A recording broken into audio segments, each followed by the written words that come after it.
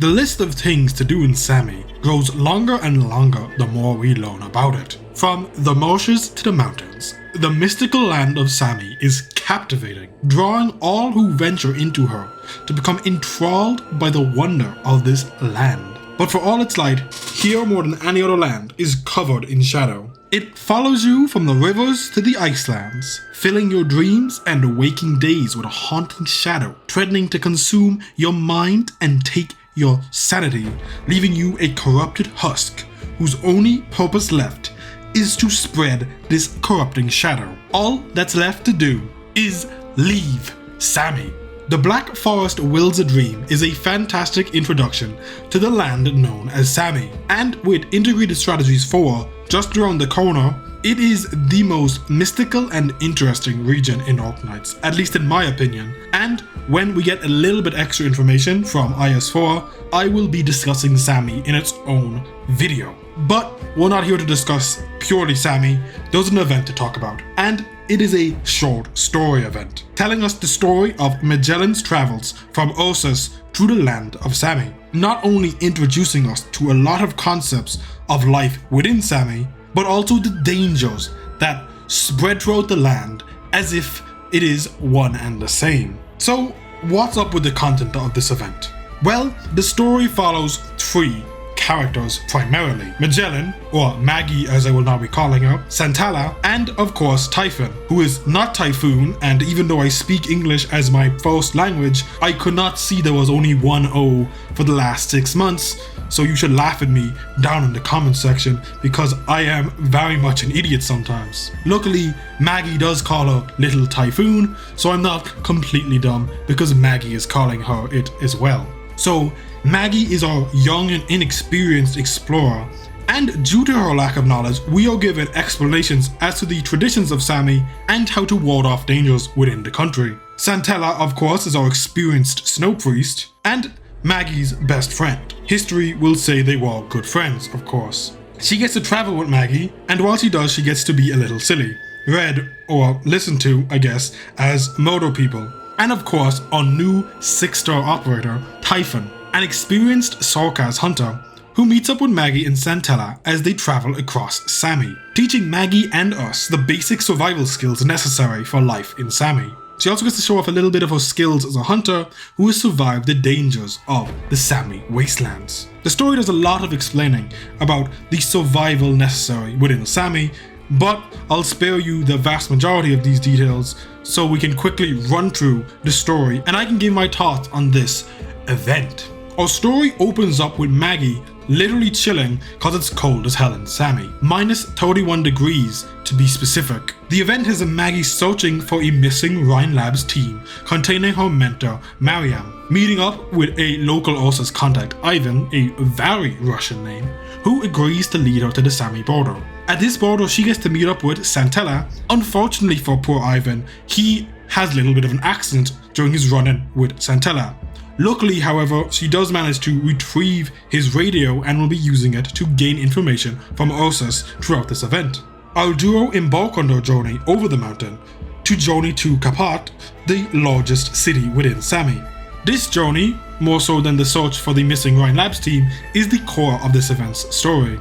While traveling along the mountains together, Maggie begins to speak with her mentor and tries to go to meet up with him, breaking one of the core rules of Sami: don't listen, don't look, and don't speak.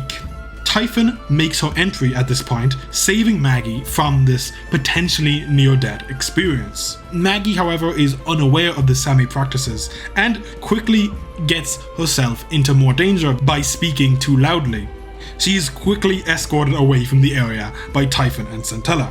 The gang, continuing on their journey, travel through a forest where they encounter a tribe and are able to get some quality rest. Maggie, while here, enlightens Typhon to the joys of comfortable sleeping, lending her her own sleeping bag. Maggie, however, does get into a bit of trouble with the tribe cause Typhon wasn't babysitting her and she does upset a few of them by breaking a few of their customs. Unfortunately, instead of a good night's sleep, Maggie is hunted in her dreams. Demons stalk her before killing her as she wakes up, and exiting the hut she was sleeping in, a shadow entity is before her. It's peaceful though, but it's clear in Sami the cycle of hunt or be hunted never ends. The next day, the tribe, with the aid of Santella, perform a ritual for the clan tree, a very important big tree, praying for Amma's grace. And there is no other way to say it, but the trees fly now. They fly now! Mobile trees are real, and this is perhaps one of the most quickly glossed over part of the entire event, because what the hell? And they can literally move the tree wherever the clan moves to, which seems rather important to focus on more, but we have to move on. And the gang do in fact move on to the first forest, the so-called heart of Sami. And while there, they meet up with a young apprentice shaman, Oak Cup is pretty cool, and I need them to be playable, Hippogriff. I know I've already asked you for a lot with Enam, but I feel like you can throw me a solid. Their travels are pretty uneventful until the sun sets. Taking shelter in a hollow tree, the gang are unable to light a fire, in fear of attracting the attention of demons, and luckily, with the protection of Amma, they are able to remain safe from the Black Mark of Ursus. Now, who is this Black Mark of Ursus and this Amma? Well, this Black Mark of Ursus is easy to explain as a corrupted Emperor's blade. And Amma? Well, you already know. Amma's Giga Chad, because Amma is a beast load like my goat Emperor, so she's already peak of the verse, and is able to quite handily ward off this Emperor's blade, and Maggie and the gang are in no real danger because of this. However, when they wake up, they recognize the danger present, and the gang quickly exits the forest, journeying to Gitano's tribe of all people. Yes, there's some Gitano lore in this, and I am quite excited. Gitano arrived in Sami after foretelling the death of her brother, which she is unfortunately unable to prevent. And Santella is taking care of her brother's body as well as the warriors her brother was traveling with. The bodies were brought back by an Ursus caravan, and Santella goes to hunt them down, so I'm sure they'll have a pleasant time. Maggie and Typhoon are just chilling during all this, but the tribe are moving on from this bit of land, and they shall be joining them. But first, a funeral rite must be held. Taking both their belongings and the bodies, they travel down the river to both move from this land as well as perform their funeral. Santella, having tracked down the Ursus caravan, learns how the warriors died, and realizing the mistake she's made, rushes back to the gang.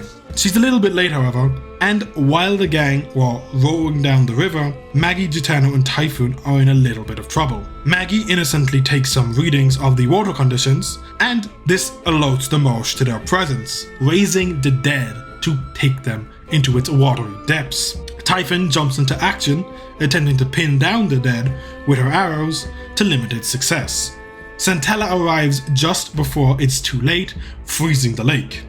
Gitano, however, is having a pretty bad time, being attacked mentally, but she is rescued by Maggie utilizing what she learned from Typhon. However, even the combined efforts of Santella and Typhon aren't enough to get him out of this one, until Ektirnir and his warriors arrive, finally putting the dead down. And I do hope I pronounced that correctly, but we gotta move on. The gang finally arrive in Kapat after this and go their separate ways. Santella hunts down some Ursus citizens and extracts information about the Emperor's blade from them.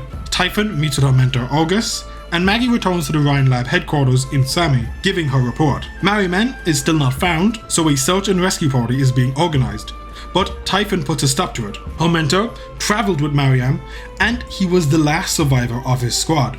But instead of returning to safety of civilization, journeyed deeper into the ice field in the hopes of making even more discoveries. Shame about his squad, but at least the plot thread is concluded. And with Santella's motivation reinvigorated, and Maggie and Typhon determined to travel the ice field, the gang is ready for Integrated Strategies 4. Even if Integrated Strategies 4 might not be canon, I don't know yet because I haven't read it. And it probably isn't canon because there's probably some absolute demonic fuckery going on up there. So, that's it. That is the Black Forest Wills a Dream. It's a pretty interesting event. It's not the strongest story, but it has a lot of world building in it. And there's a lot of information we need to get into our brains in order to experience Sami and have some baseline of knowledge. Not that I think it's a bad story. The 7 chapters are rather independent of each other, but that's okay because it is a short stories event. I was kind of expecting it to be 7 individual stories not at all connected, so I was happy enough to see there was a continuous plot thread throughout it, even though the search for the Rhine Lab squad actually wasn't the main focus of the event. But there's a ton of lore that we get given about Sami, from surviving in it just to the general goings on of the country. There are immortal trees just lying about. There are flying trees. Snow can just float upwards here that not even Santella with her ice arts can control. There are things called bubble nuts, which are an altitude sickness treating nut that just grows in Sami. There are silencing nuts, which can literally prevent somebody from speaking for hours on end. Armor, of course, our glorious beast lord is in full force, giga chatting for the beast lord rep that is needed in every event to make it peak. And of course, demons, the great corrupting shadow from the north. Very cool, we've known about it for a while, and I'm very excited to see some more of it in IS4. I definitely say the story is well worth a read. Not necessarily just for the story itself, which I do think is good, just to experience life in Sami. It is fantastic just for that alone. So I think it's time to wrap it up. I've given you my thoughts, my feelings, my emotions on this event, and I hope that you will take it away, even though this event is just about to end, and go into IS4 ready to experience the hardship of the cold and snow within Sami. Y'all be good people, and I will talk to you in the next one.